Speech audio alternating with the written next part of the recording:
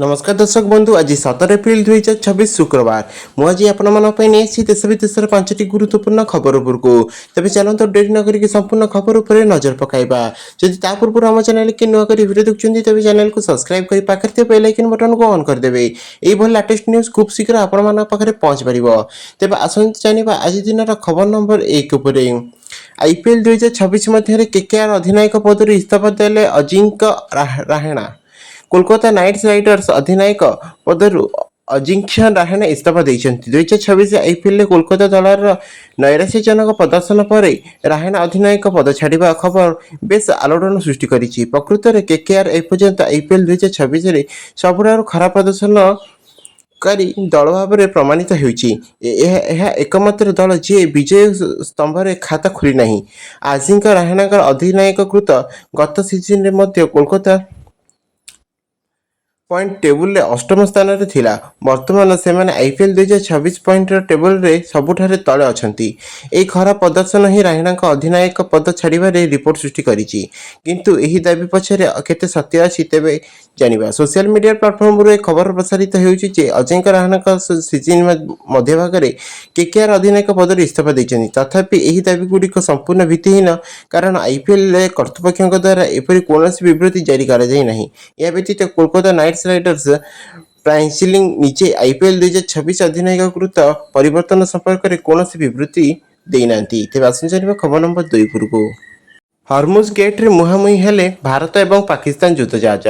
पश्चिम Asia चलता संघर्ष एवं अमेरिका नौसेनार हरमुज प्रणाली अवरोध सहित मिलित हो अंचल उत्तेजना वृद्धि पाउछि। यही पृष्ठभूमि मध्य ओमान उपकूल एक विरल और आश्चर्यजनक दृश्य परिलक्षित होती। सैटेलाइट चित्र जमापड़ी भारत और पाकिस्तान युद्ध जहाज परस्पर अत्यंत निकटतर होते। दुई देशर नौसेनार जहाज मध्य दूरता मात्र 18 नटिकल माइल प्राय 33 किलोमीटर रेकर्ड कर साधारणतः ये दुई देशर नौसेना परस्पर एत निकटतर हुंती नहीं। तथापि वर्तमान परिस्थिति समुद्र सुरक्षा गतिशीलता को संपूर्ण परिवर्तन करिछि। सैटेलाइट चित्र विश्लेषक डैमियन साइमन अनुଯାयी यही न्यूजीलैंड ओमान उपसागर परिलक्षित होता। जारी रही संघर्ष जो जलभाग एवं देखि वाणिज्य जहाज गुड़िक निरापद पथ अति कष्टकर हो पड़ी। भारत और पाकिस्तान उभय निज वाणिज्य नौबाहिनी सुरक्षित पथ सुरक्षित करने प्रयास सक्रिय भाव में नियोजित अच्छा। आसन जाना खबर नंबर 3 पूर्व आगुआ हेब कि ग्रीष्म अवकाश उपातर उपकूल जलुची तातीरे आलुटू पालुटू सारा राज्य असह्य खरा को गुड़गुड़ी करुच्ची अस्तव्यस्त है जनजीवन लोके तो पशुपक्षी भी खरार छटपट। एपरी स्थिति में राज्य में स्कूल सब सकाल चली आगर भी हिटवेव अलर्ट जारी कर सतर्क कराई पानीपाग विभाग। तेज खरा को देखिए आगुआ सतर्क हो पड़ती सरकार जहाँ लगुच सरकार नहीं पारती किसी सतर्कतामूलक पदक्षेप। पिला स्वास्थ्य सरकार प्रथम प्राथमिकता एसबू को दृष्टि रखी सरकार ग्रीष्म अवकाश को आगुआ करने को योजना रखिंट। परोक्ष एने इंगित देते विद्यालय और गणशिक्षा मंत्री नित्यानंद गंड। मंत्री कहते जो जिले में असह्य गरम होसबू जिलागुड़िक जिलापाल रिपोर्ट आधार में स्कूल छुट्टी होगा नहीं निष्पत्ति नहीं कि गणशिक्षा मंत्री सूचना। पिलामानकर सुरक्षा गुरुत्व दिज्व पश्चिम ओडिशा किसी जिले में अत्यंत गरम नहीं सूचना रही विचार को विभाग। तेज आसन खबर नंबर 4 पूर्व ईरान सह युद्ध अमेरिका को पड़ेगा भारी। आधुनिक युद्ध में विजय और पराजय आउ केवल स्थलभाग द्वारा नुहे बर प्रतिरक्षा बजेट विपुल खर्च द्वारा निर्णय कर 2026 मसीह ईरान सहित चली सामरिक उत्तेजना अमेरिका को अर्थनीति को भांगी 2000 कोटी मूल्यर गोटे ड्रोन ठार आरंभ कर अत्याधुनिक राडार सिस्टम पर्यंत युद्ध में अमेरिका तार सामरिक इतिहास सबुठ महंगा क्षति सही। ईरान सहित चली युद्ध में अमेरिका वायुसेना सबुठ बड़ आघात लगी।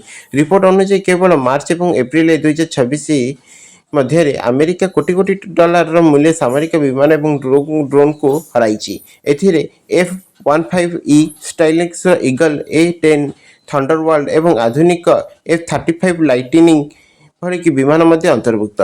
प्रत्येक लौह विमान मूल्य लक्ष्य एवं सेमानक क्षति केवल आर्थिक क्षति नुहे बर अमेरिकार वायुसेनार अजय प्रतिच्छबिर एक क्षति पहुंचाई।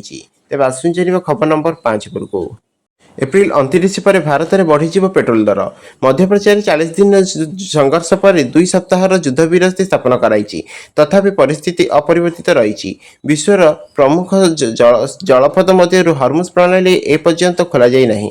ଆମେରିକା ହର୍ମୁଜ ପ୍ରଣାଳୀରେ ଅବରୋଧ ଲଗାଇଛି। ଏହି ସମୟରେ ଚୀନ, ରୁଷ ଏବଂ ୟେମେନ ଭଳି ରାଷ୍ଟ୍ର ଇରାନକୁ ସମର୍ଥନ କରିବାକୁ ଆଗେଇ ଆସିଛନ୍ତି। ହର୍ମୁଜ ମାର୍ଗ ବନ୍ଦ ହେବା ଦ୍ୱାରା ବିଶ୍ୱବ୍ୟାପୀ ଅଶୋଧିତ ତୈଳ ଯୋଗାଣ ଉପରେ ଏହାର ସବୁଠାରୁ ଗୁରୁତ୍ୱପୂର୍ଣ୍ଣ ପ୍ରଭାବ ପଡ଼ୁଛି। ପ୍ରତିବନ୍ଧିତ ଯୋଗାଣ ଯୋଗୁଁ ପେଟ୍ରୋଲ ଏବଂ ଡିଜେଲର ମୂଲ୍ୟ ଆକାଶଛୁଆଁ ହୋଇଛି। ଫିଲିପାଇନ୍ସ ବିଶେଷ କରି ଡିଜେଲ ଦର 172% ପର୍ଯ୍ୟନ୍ତ ବୃଦ୍ଧି ପାଇଛି। ସାରା ବିଶ୍ୱରେ ପେଟ୍ରୋଲ ଏବଂ ଡିଜେଲର ଦରରେ ଯଥେଷ୍ଟ ବୃଦ୍ଧି ପରିଲକ୍ଷିତ ହେଉଛି। ତଥାପି ଭାରତକୁ ଏପର୍ଯ୍ୟନ୍ତ ଏପରି ସଙ୍କଟର ସମ୍ମୁଖୀନ ହେବାକୁ ପଡ଼ିନାହିଁ। ଫିଲିପାଇନ୍ସ ଡିଜେଲର ମୂଲ୍ୟ 162% ବୃଦ୍ଧି ପାଇଥିଲା ବେଳେ ମିଆଁମାରରେ ପେଟ୍ରୋଲର ମୂଲ୍ୟ ଦ୍ୱିଗୁଣିତ ହୋଇଛି। ତଥାପି ଭାରତ ଏବେ ବି ପେଟ୍ରୋଲ ଏବଂ ଡିଜେଲର ମୂଲ୍ୟ ସମ୍ପର୍କରେ କିଛି ଆଶ୍ୱସ୍ତି ପାଇଛି। ଦିଲ୍ଲୀରେ ପେଟ୍ରୋଲର ମୂଲ୍ୟ ପ୍ରତି ଲିଟର ପିଛା 94.77 ଏବଂ ଡିଜେଲର ମୂଲ୍ୟ ପ୍ରତି ଲିଟର ପିଛା 87.67ରେ ସ୍ଥିର ହୋଇଛି। ନିର୍ବାଚନ ପରେ ଏହି ଆଶ୍ୱସ୍ତି ଶେଷ ହୋଇପାରେ ବୋଲି ଆଶଙ୍କା କରାଯାଉଛି। ତେବେ ଏହିସବୁ ଖବର ଆପଣମାନଙ୍କୁ କେମିତି ଲାଗିଲା ନିଶ୍ଚିତ କମେଣ୍ଟ ବକ୍ସ ମାଧ୍ୟମରେ ଜଣାଇବେ। ଭିଡ଼ିଓଟି ଭଲ ଲାଗୁଥିଲେ ଲାଇକ୍ କରିକି ସାଙ୍ଗମାନଙ୍କୁ ସେୟାର କରିବା ପାଇଁ ଜମାରୁ ଭୁଲିବେନି। ଧନ୍ୟବାଦ।